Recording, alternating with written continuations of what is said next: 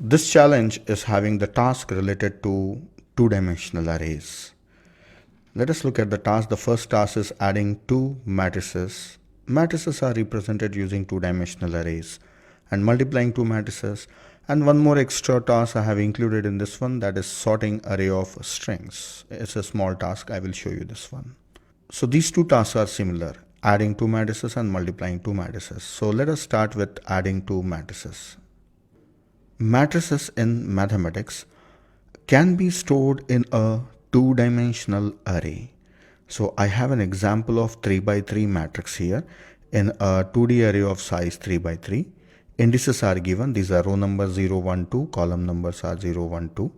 And there is one more, B. B matrix is also of same dimension. So two matrices of order 3 by 3, 3 by 3, A as well as B. If both the matrices are of same order, then only they can be added or subtracted. If they are of different dimension, you cannot perform addition or subtraction operation. I will be showing you only addition, so subtraction is similar, you can do it. So if I want to perform A plus B and store the result in C matrix, this is the third matrix. So I have taken an empty matrix here. How to add these elements and store them here? Let us understand this.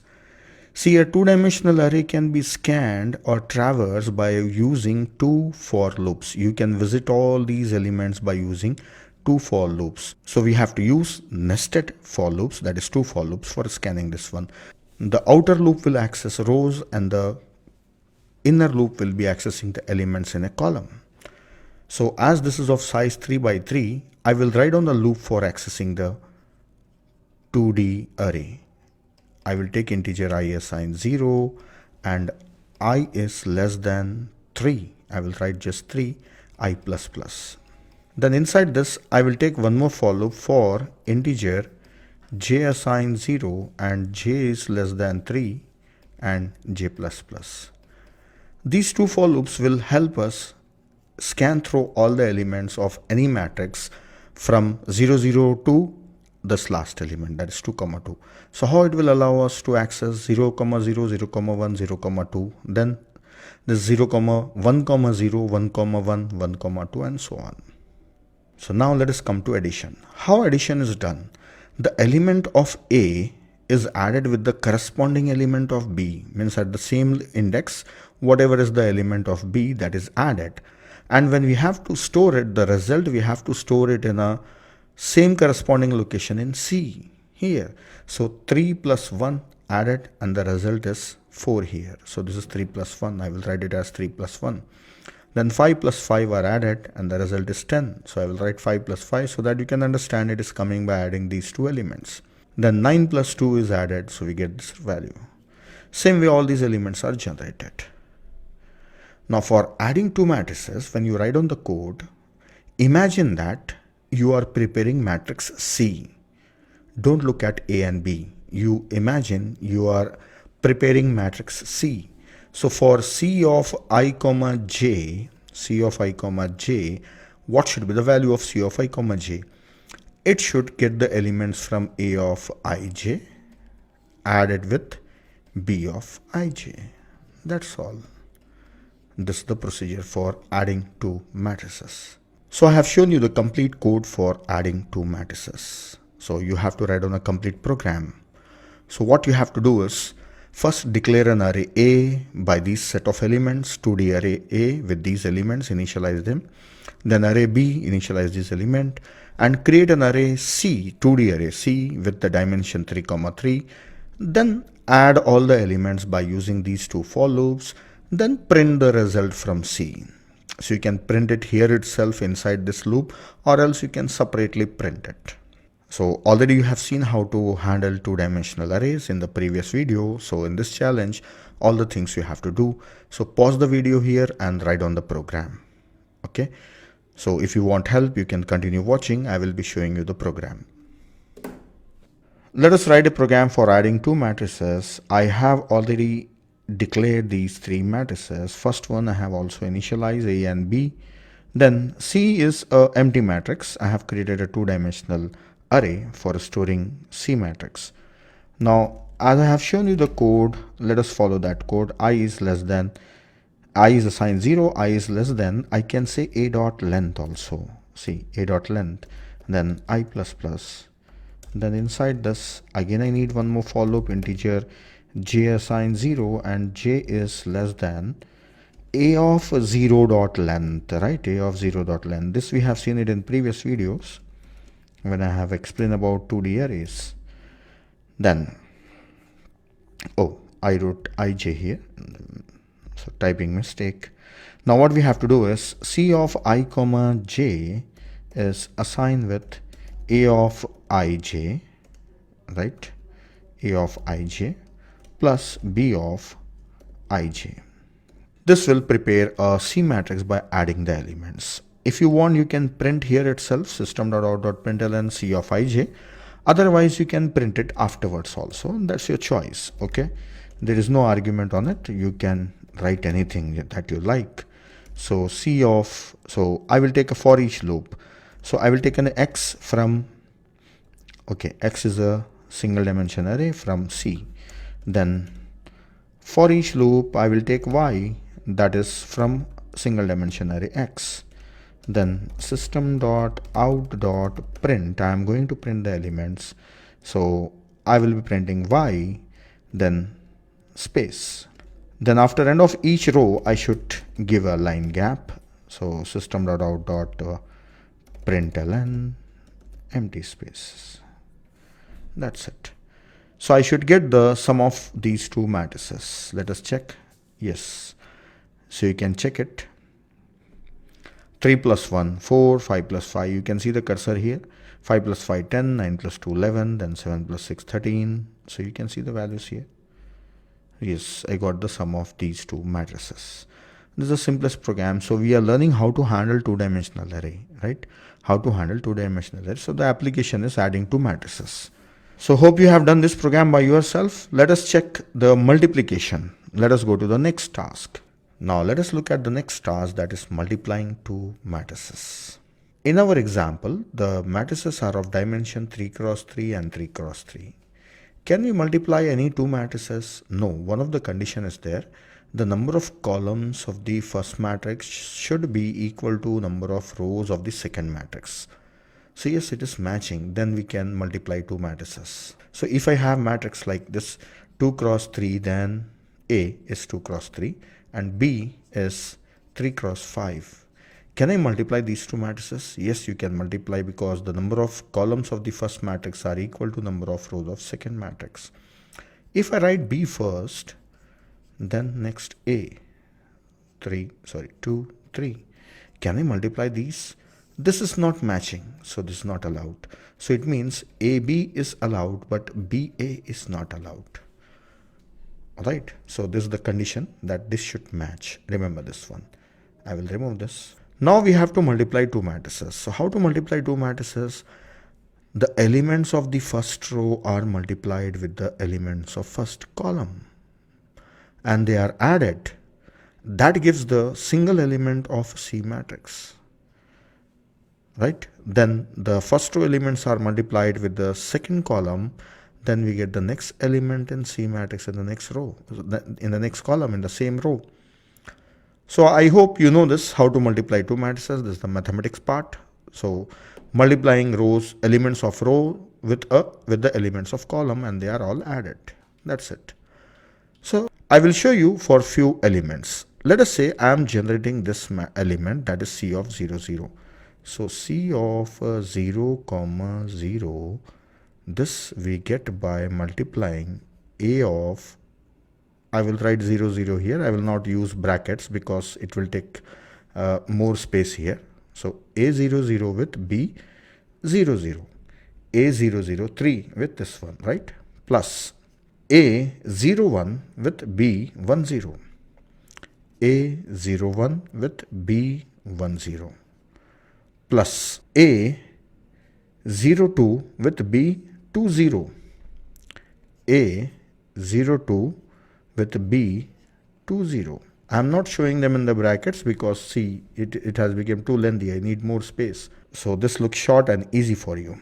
So this will give this element C of 0, 0. Then I will write down for this one also, that is C of 0 comma 1. Let us observe this one, C of 0 1. Okay, so first row with second column, so A of 0 0 with B of 0 1, then plus this element with 5, 3 with 5, then A of 0 1 0 1 with B of 1 1, this element, so B of 1 1 1 1, then plus A of 0 2 A of 0 2 with B of 2 1 B of 2 1. This is how we get the element A of C 0 1. Now for getting one element of C matrix, we have to make more than one multiplications and add them, then we get the element of C matrix. Yes, so for multiplying more than one element, it requires one for loop. Yes, yes. Now listen carefully. For getting the product of A and B in C, we have to prepare all the elements of C. So for preparing all the elements of this two-dimensional array requires how many loop? 2 for loops. For I, right? You know well, I'm not writing the code. Then you need one more for loop for J, okay? J assign 0, so on. Then for preparing only one element, calculating one element, we have to multiply more than one elements and also add them. For this also you require one more for loop, that is for loop, that is J, K. Already I and J we have taken, so K also we require. So it means matrix multiplication can be done using 3 nested for loops. Yes, it is done using 3 nested for loop. Then in this I have written the example for 2 elements. So from this we will make out what is I and what is J. Let us observe. I can explain you easily from this one. You can easily observe this one. This is I and this is J. Yes. So in this, where is I, J? 0, 1, 0, 1, right? This is 0, this is 1, right? So this is I and this is J. And in this one, this is 0 and this is 1. This is I and this is J. This is I and this is J. What about the middle? This one and this one. What is this? 0, 1, 2. This is repeating for 0, 1, 2. So this is done using for loop, inner for loop K. K. So I can prepare the formula now. For getting any element of C of ij, we have to add all the elements of A of ik. You can see this I am saying K, and this is also K. So if this is K, then this is also K. This is K, then this is also K. Ik into B of Kj. Yes, Kj. This is the formula. So this summation is done using this for loop. Okay, as I have taken a matrix of order 3 by 3, all are 3 by 3, all 3 for loops should start from 0 and end at 3. Now if you can write on the program, please go ahead and write it. I have written a skeleton of this one. This is the skeleton I have given you, right? So you can complete the program for multiplying 2 matrices. Easy way of checking whether your results are correct or not is you can make one of the matrices as identity matrix. It will be easy. I will just change this matrix to identity. 1, 1, 1 in diagonals, and all these are zeros. If you multiply A with B, then the result will be A only. So if you are getting A again, so your answer is correct. So pause the video and try to multiply 2 matrices. Okay, try to do it by yourself. Otherwise, you can continue watching. You will find the solution. I'll be showing you the program. This is 0. All are zeros, right? Come on, pause the video and do it. I hope you have written the program by yourself. If you have not written or you want some help, then you can watch this part. Otherwise, you can skip and go ahead and see the next task, that is sorting of strings. Let us write down the code for multiplying 2 matrices. I have taken first matrix as this one, and the second matrix is an identity matrix. Second matrix is an identity matrix, that is 1 0 0 0 1 0 and 0 0 1. Now I said that this has to be done using 2 for loops. Yes, so 3 for loops. Integer I assign 0, I is less than 3, I plus plus. So Then next is for integer, j assign 0, j is less than 3 and j plus plus. Then inside this I will take initialize. See, I should initialize because I am going to add all the elements in C. Then here I should take a for loop for getting the element integer k assign 0 and k is less than 3 k plus plus, right? Now inside this capital C of I comma j is C of I comma j, because we have to add multiple elements, so it has to be done like this. C of I comma j plus a of I k multiplied with b of k j. That's it. So we will be getting the product of two matrices in C. Now afterwards I will print it. So for that I will take a for each loop. So this is x and this is from C, and for this is y from x. Then I will print it. Okay. So I'm printing C matrix. So I should get back the same matrix, same as A, because the second matrix B is identity matrix. Let us run the program. Yes, I got the same matrix. So my formula or my code is perfect for multiplying two matrices.